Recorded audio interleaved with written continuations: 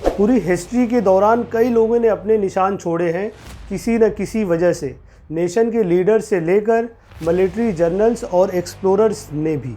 अब अगर एक्सप्लोरर्स की बात की जाए तो सबसे पहले हमारे दिमाग में नाम आता है मार्को पोलो और क्रिस्टोफर कोलंबस का। पर सिर्फ यूरोप ही एक ऐसा कॉन्टिनेंट नहीं था जहाँ पे ये जाने माने एडवेंचरर्स पैदा हुए। इब्न बतूता एक ऐसे परमानेंट एक्सप्लोरर और ट्रैवलर हैं जो वेस्ट से नहीं आते थे। इब्न बतूता का जन्म फरवरी 1304 को तंजीर की बर्बर फैमिली में हुआ। तंजीर में उस वक्त मैरिनिड डायनेस्टी रूल कर रही थी। उनकी फैमिली में ज़्यादातर लोग इस्लामिक स्कॉलर्स थे और वो लवाता की बर्बर ट्राइब को बिलोंग करते थे। इब्न बतूता ने भी अपनी पढ़ाई सुन्नी मलिकी स्कूल से की और उन्हें रिलीजियस जज की जॉब ऑफ़र की गई, लेकिन वो सिर्फ इसी से सेटिस्फाई नहीं थे। उनके डिज़ायर्स इससे कहीं ज़्यादा अचीव करने के थे।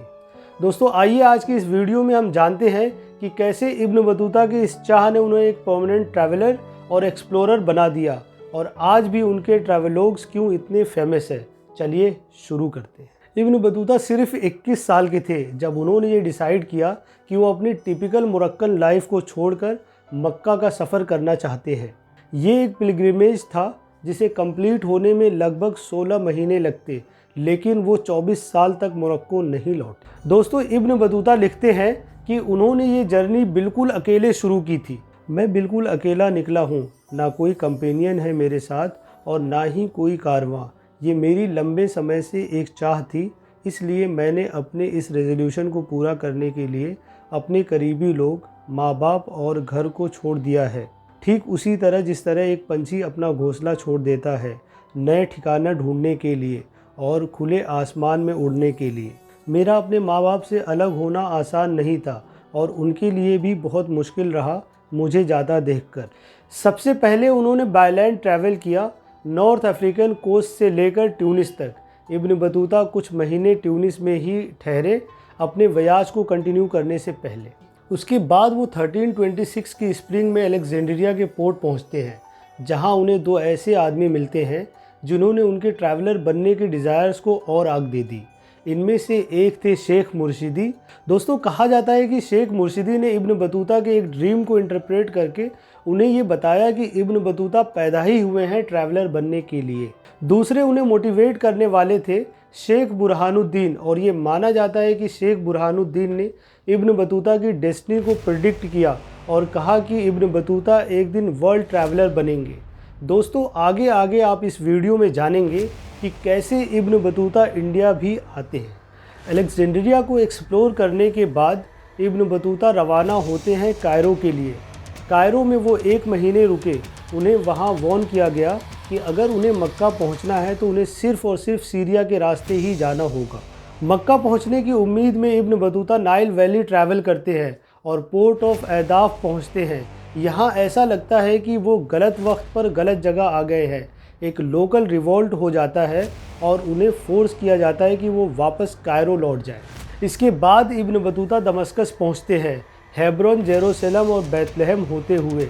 दमस्कस में वो रमज़ान बिताते हैं और उसके बाद वो मदीने पहुँचते हैं और फिर मक्का, और इस तरह इब्न बतूता अपनी पहली पिलग्रिमेज कंप्लीट करते हैं और हाजी का टाइटल हासिल करते हैं। उनके इस गोल को अचीव कर लेने के बाद लोगों को लगा कि अब वो वापस अपने देश मोरक्को लौट जाएंगे, लेकिन क्या ऐसा होता है? कुछ समय के लिए तो ये नहीं होने वाला था।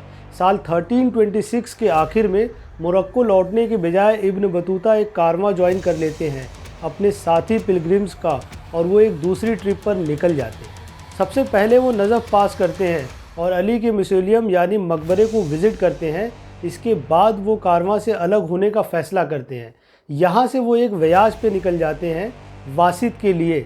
फिर टिग्रिस रिवर होते हुए बसरा पहुँचते हैं और फिर पहुँचते हैं वो ईरान के एक टाउन इस्फहान, और फिर फाइनली शिराज होते हुए 1327 में वो बगदाद पहुँचते हैं। बगदाद में इब्न बतूता की मुलाकात होती है अबू सईद से, जो एक फाइनल मंगोल लीडर थे यूनिफाइड इल खनाते के।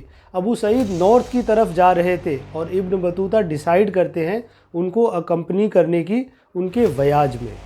दोस्तों, इसी तरह कई साल तक वो कई देश और कई शहर गए, वहाँ कई महीने गुजारे, एक्सप्लोर किया और अपने एक्सपीरियंसेस के बारे में लिखते रहे। अगर मैं आपको उनके एक एक देश और ट्रैवल के बारे में बताऊं तो आपको ये वीडियो बोरिंग लगने लगेगी, तो इसलिए हम सीधा जंप करते हैं इंडिया में। अफ़गानिस्तान पहुंचने के लिए वो इंडिया से गुज़रते हैं और ये उनकी दिल्ली में पहली विज़िट होती है और यहाँ से शुरू होता है उनका बहुत ही सिग्निफिकेंट एडवेंचर, जब वो उस वक्त के सुल्तान मोहम्मद बिन तुगलक से मिलते हैं। मोहम्मद बिन तुगलक इब्न बतूता की इस्लामिक नॉलेज और ट्रैवल एक्सपीरियंसेस से इम्प्रेस होकर उन्हें कादी यानी कि जज की जॉब दे देते हैं, लेकिन उनकी इस डिजिग्नेशन से सिर्फ उन्हें सुल्तान के कोर्ट में ही फ़ायदा था। ऐसा इसलिए क्योंकि जब इब्न बतूता इंडिया में ट्रैवल कर रहे थे तब उन्हें कुछ हिंदू रेबल्स ने किडनैप कर लिया था और उन्हें लूट लिया था। लकीली वो वहाँ से फ्री होकर मॉडर्न डे पाकिस्तान पहुँचते हैं और वहाँ वो बाबा फ़रीद की दरगाह को विज़िट करते हैं और वहाँ से वो हंसी और सिंध के लिए निकल जाते हैं। इंडिया की एक्सप्लोरेशन पूरी करने के बाद इब्न बतूता फिर एक बार डिसाइड करते हैं मक्का विज़िट करने के लिए, लेकिन सुल्तान ऑफ दिल्ली के पास उनके लिए कुछ और काम होते हैं। सुल्तान उन्हें चाइनीज़ एम्बेसी ज्वाइन करने के लिए कहते हैं, जो उम्मीद कर रही थी हिमालयन बुद्धिस्ट टेम्पल बनाने की। चाइनीज़ एम्बेसी के साथ ट्रैवल करते वक्त उन्हें एक बार फिर किडनैप करके लूट लिया जाता है और बाकी ट्रैवलर से उन्हें सेपरेट कर दिया जाता है। किसी तरह इब्न बतूता अपने बाकी साथियों से मिल पाते हैं और वो पहले पहुंचते हैं खंबत और फिर कैलीकट। कैलीकट में इब्न बतूता लोकल मोनार्क के गेस्ट होते हैं। अब यहाँ से उनके साथ कुछ और मिसहैपनिंग होती है। उनकी एक शिप स्टॉर्म में डिस्ट्रॉय हो जाती है और दूसरी शिप में उनके साथी उनके बिना ही आगे बढ़ जाते हैं। इस पॉइंट से इब्न बतूता ये डिसाइड करते हैं कि अब वो दिल्ली नहीं जाएंगे। सुल्तान ऑफ नवायत की प्रोटेक्शन में रहते रहते इब्न बतूता साउथ इंडिया में ही स्टक हो गए। सुल्तान की सल्तनत कोलैप्स होने के बाद इब्न बतूता को इंडिया छोड़ना ही था और वो फिर पहुंचते हैं मालदीव्स, जहां लोकल लीडरशिप उन्हें कन्विंस करती है अपना चीफ जज बनने के लिए। मालदीव्स में इब्न बतूता 9 महीने तक रहते हैं और एक्सप्लोर करते हैं। मालदीव से रिज़ाइन करने के बाद इब्न बतूता श्रीलंका पहुंचते हैं। यहाँ पर भी इनकी किस्मत साथ नहीं देती। इनकी खुद की शिप डिस्ट्रॉय हो जाती है और जो शिप इन्हें रेस्क्यू करने के लिए आती है उसे भी पायरेट्स लूट लेते हैं। इसके बावजूद भी इब्न बतूता चाइना जाने के लिए डिटरमिन थे। किसी तरह वो मदुरई किंगडम से होकर वापस मालदीव्स पहुंचते हैं। 1345 में वो शाहजलाल के गेस्ट बनते हैं और फिर वहाँ से जर्नी को कंटिन्यू करते हैं समुद्र पसाई सल्तनत और फिर मलक्का, और वहाँ से 3 दिन बाद वो फाइनली पहुँचते हैं चाइना। 1345 में क्वांजो पहुँचने पर उन्हें थेट्रिकल वेलकम मिलता है मुस्लिम मर्चेंट से और वो अपने स्टे को एंजॉय करते हैं, टाउन को एक्सप्लोर करते हैं और वो विज़िट करते हैं माउंट ऑफ हर्मिट। इन सभी जगह ट्रैवल करके फाइनली इब्न बतूता बीजिंग पहुँचते हैं, जहाँ उन्हें long lost ambassador from Delhi के रूप में जाना जाता है और वहाँ की लोकल अथॉरिटीज़ उन्हें बहुत सारी इन्विटेशंस देती हैं। Ibn Battuta south east Asia की तरफ बढ़ते हैं और 1346 में मोरक्को अपनी बर्थ प्लेस जाने का डिसाइड करते हैं। 1349 में इब्न बतूता अपने होम टाउन में इंटर करते हैं मोरक्को के तंजीर में। पहुंचकर पता चलता है कि उनके फादर की डेथ 15 साल पहले हो चुकी है और उनके मदर की डेथ कुछ ही महीने पहले। इस न्यूज़ से दुखी होकर वो समझते हैं कि उनके लिए अब मोरक्को में कुछ नहीं बचा है और वो एक बार फिर ट्रैवल पर निकल जाते हैं। कुछ ही सालों बाद इब्न बतूता को मैसेज मिलता है सुल्तान ऑफ मोरक्को का, जो ये डिमांड करते हैं कि इब्न बतूता वापस अपने देश मोरक्को लौट आए। अब फेमस ट्रैवलर इब्न बतूता 1354 में मोरक्को लौट आते हैं और वो अपनी बाकी की ज़िंदगी अपने ट्रैवल्स के बारे में लिखकर गुजारते हैं। उन्होंने अपने सभी वयाजेस को और एक्सपीरियंसेस को बहुत ही डिटेल में डिस्क्राइब किया अपनी किताब रहला में। रहला मतलब ट्रैवल। 1369 में इब्न बतूता गुजर जाते हैं और वो दुनिया के जाने माने ट्रैवलर्स और एक्सप्लोरर में अपना नाम लिख जाते हैं।